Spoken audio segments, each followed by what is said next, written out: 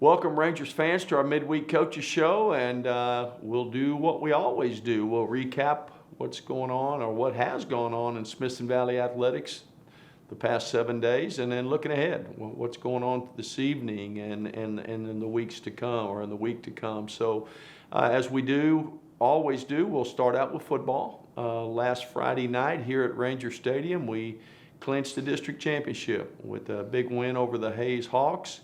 That gave us our second consecutive district championship. So no matter what happens in this Friday's game, we are the district champion and will be the #1 seed as we enter the playoffs. So a big win against a Hayes team that was determined to make it tough on us. If you were at the game or maybe watched it on the replay of Rangers Network, you know it was an unusual game. I think we had 31 plays of offense. At halftime, we only had 9 plays of offense, yet we were leading the game. So Hayes managed to as we said last week on this show, have a unique style of offense that sometimes can kind of keep inching that thing forward, take 4 downs to get it, go forward on 4th down, and move the chains again. And very run-oriented, so the clock kept moving. And but yet, defensively, we were able to get some stops, and we scored 3 times on non-offensive plays. We had 2 interceptions returned for touchdowns, and we had a blocked punt returned for a touchdown. So once again, the defense is out there, but we score on defense, we kick off, and we're right back on defense. So our offense had a pretty good night, but didn't have a lot to show for it in terms of yardage. But we get a big win, 47-10. To clinch the district championship. So let's start with Coach Craig Worstifer. He's our defensive coordinator, as we say each week. And Hayes, they were good. They were very well good coached. at what they do. Yes, sir. And like you said, it's an unusual offense that you don't see every week. Ball control oriented, very well coached, executed it very well against us. Right. They were successful on 5 of the 6 4th downs that they went for, and just were able to hold the ball and frustrate us a little bit. So they just kept the ball, and we played a lot of snaps of defense, like you said. But we ended up, being able to block a punt and return it for a touchdown, and got a couple of pick sixes, which again just multiplied the defensive snaps. But right. Needed to do a better job of getting off the field earlier. Well, we got them behind the chains a couple of times. You mentioned the interception returns. They're not really a team that wants to throw it a whole lot, but finally we're able to get some key 1st and 2nd down stops, put them in some 3rd and longs. Yeah. That was really the key. Early in the game, they were making 3, 4, 5 yards. Right. And then it's 4th and 1. Well, they're running the ball going forward. As the game wore on, we were able to play better on 1st and 2nd down and put them in some long yardage situations that made them have to throw the ball a little bit. Right. Then we got the lead. Offense went and scored a few times, as well as these defensive touchdowns, and now it became a little tougher for Hayes to stay with that kind of strategy, and things opened up a little bit in the second half. Offensively, Coach Hill, halftime, we didn't have to hydrate the offensive players too much. No, we didn't, and we always, playing our first 10 plays, and it was kind of weird at halftime. We weren't through our first 10 plays yet, but we were definitely grateful for the defense and special teams getting some points for us, and right. I don't mind that, keeping the offense on the field if they're going to score some points. That's always a good deal. But Hayes came out, and we practiced for their 3-3 stack all week, and they stemmed their line quite frequently, and I thought our guys up front did a really good job of recognizing that and handling it. And that all starts with our center. Gavin Garcia did a great job of communicating down the line. Right. Got us on the right page. And, 31 snaps you mentioned. But as we chart explosives, 9 of those were explosive plays. So I'm not a math guy, but that seems like a good percentage of our plays were explosive plays. So not a ton of snaps, but very efficient while we were out there. No doubt. And, I think we ran 7 plays of offense, and then we got the ball back with 14 seconds left in the half and ran 2 more plays to end the first half. And then the second half, and scored in those first 7 plays, scored a touchdown. But then the second half, we came out of the locker room, went 3 and out on our first offensive series. Like, oh man, here we go again. But we got the ball back, and then I thought we played extremely well. Kicking game, of course, excelled. Clay Amaya continues to impress with his kickoffs. Hayes just continuously got touchbacks after all. They're staring at a 75-yard field, which is hard to navigate. And of course, Zach Ginrich blocked a punt, picked it up on one hop and ran it in himself. And so, we did some things there. They onside kicked twice. Both times we were able to recover it at midfield, giving our offense short field. So doing some things behind the scenes that the stats don't necessarily show. that help you win along with your defense and your offense. So a district championship, outstanding, going to give us the #1 seed as we enter the playoffs.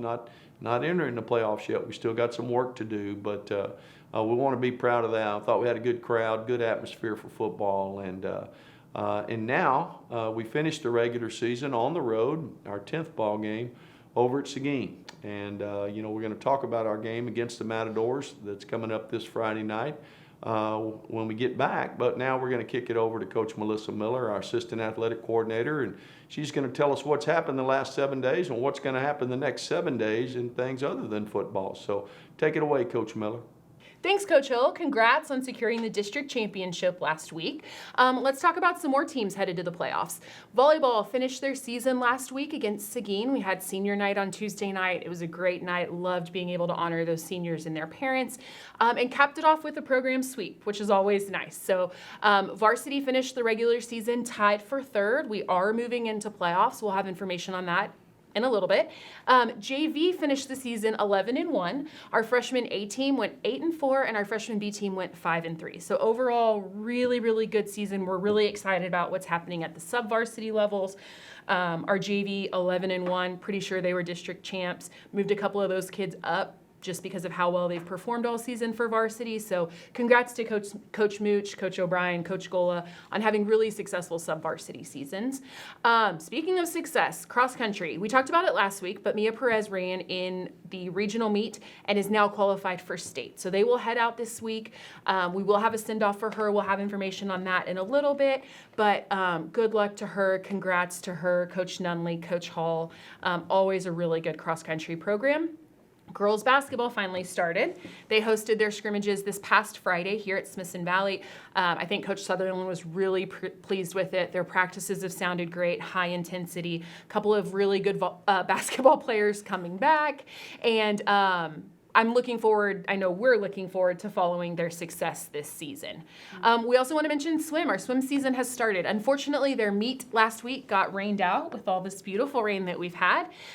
So they will take a couple weeks off, and we'll have information for you on where you can find them later. But right now, let's highlight our teacher and students of the week. Yeah, and it's exciting. It's hard to believe we are in playoff season It's already. almost November. And talking I know. about state games and state competition. So another one of our groups that is going to state is our band. We are super proud of our Ranger band. This week they have competition at Band of Americas, and it's in the Alamo Dome, and so it's kind of like a run through for them. It's a good competition for them. And then state competition is the next weekend, so we're proud of our band. Congratulations. And our teachers, this week we're going to highlight, we do of the 9 weeks, we do a teacher of the 9 weeks, a 590 of the 9 weeks, and so our teacher of the 9 weeks is Miss Pamela Chambers. Yay! Miss Chambers cares for all of our students and their success, not only in her classroom, but in life. She works hard every week to make sure students feel safe and supported in her classroom. She plans and creates purposeful and meaningful lessons daily. I don't know if you've been in her classroom, but it's fantastic. I wish she was my English teacher. I know. I've had a lot of athletes, and I have never been in her classroom. I feel like I have because they're constantly talking about Miss Chambers. Yeah, she's really good.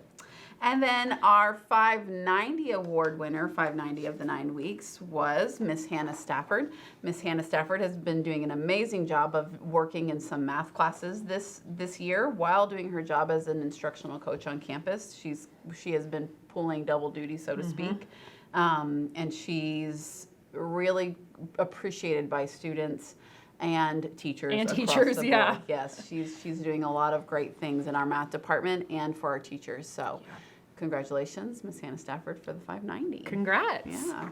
All right, so let's talk about where you can find some of our athletes this week. Volleyball heads to the first round of playoffs. We are facing Liberty Hill tonight at Johnson City High School at 6 p.m. We would love to have any of our Ranger fans that may not be trick-or-treating. Maybe it's too cold for you to trick-or-treat. We'd love to have you out at Johnson City High School for our first round playoff game. Really proud of the girls. Liberty Hill's a very, very good team, but we've had some really good practices, and I'm pretty excited about tonight. It's exciting. Yeah. And then cross country this Friday. Actually Thursday, Mia and the coaches will leave. They will head to Round Rock for the state meet state meet, which will happen early Friday morning. So we are going to host a send-off for Mia and Coach Hall and Coach Nunley Thursday here at Smithson Valley at 10:30. They definitely deserve it. I'm excited to honor her. I don't know that we've ever had just one person walk down the send-off, so I think it'll be pretty cool. Mia definitely deserves it. Yeah, it'll be neat. If you're looking for our girls basketball team, you can find them this week. So it is their first actual preseason game. They take on Alamo Heights here at Smithson Valley on Friday. So our freshman and JV teams will go at 5, and then our varsity will follow them at 6:30. So if football is a little too cold or you don't want to make the drive to Seguin, our girls basketball team would love to have the support. And then we want to wish good luck to our boys basketball, who got started last Wednesday, and they have their first scrimmage this Saturday. They're hosting it here at Smithson Valley versus Southwest Legacy. They start at 10 a.m. In the Smithson Valley gym. So if you're looking for something to do Saturday morning, you can come watch some boys basketball. And then obviously we want to say really good luck to our band. We're so proud of them. We are so appreciative of everything they do, from pep rallies to send-offs to football games to just entertainment. They provide the environment. They create that atmosphere. We are appreciative of them, and we just want to say good luck to you guys. And speaking of good luck football. Let's close it out this week, close out district. We head down to Seguin. And our trivia for the week, how many times do you think Smithson Valley has played Seguin? Well, I think they're comparable in our size, obviously, and they have been for a while, so it seems like Pretty close. yeah, and it could be we've played them often. I would don't think. know. Yeah, I would Coach think. Hill, why don't you tell us? You've been around for a while. How many times have we played Seguin? Seguin. We don't have much of a history with Seguin. Coach Westford, you've been here as long as I have. We played them last year. Yes, sir. And that's the only time that we've ever played them, is even though they're just right down the road. Yeah. That's kind of weird, the proximity of the two schools and the likeness of them as far as enrollment. And, we've been 6A when they have. We've been 5A when they have. But until this realignment, we've never been in their district.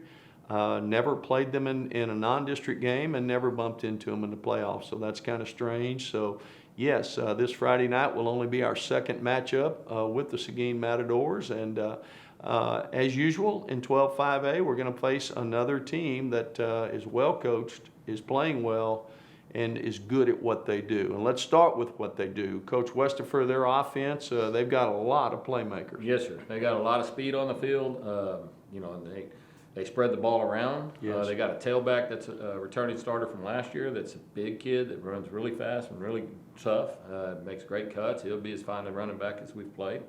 And they got some receivers that ran on the sprint relay that went to state last year. So they've got a lot of speed on the field, and they got a good, tall, mobile sophomore quarterback that does a good job of distributing the ball. And like you said, they're very well coached. They're scoring a lot of points on everybody. They are. So we'll have our work cut out for us in stopping a very balanced, good offensive system. Yeah, they're not getting it done with just the pass or just the run. They're pretty, as you said, balanced, and so we're going to have to stop it all. And defensively, we return a nose guard and a couple of kids from a team a year ago. They're not trying to trick you. They're trying to out-execute you, and what do? That's right, yeah. The nose guard, like you said, great player, and Coach Worster mentioned how well coached the offense is. That holds true for the defense as well. They may be one of the most sound defenses we play all year. They're basing out of a 3-4, kind of moving the line together, and linebackers fitting off of that. But their second level and third level players are extremely disciplined with their fits, and probably one of the better coached teams and one of the best defenses we've played so far this year.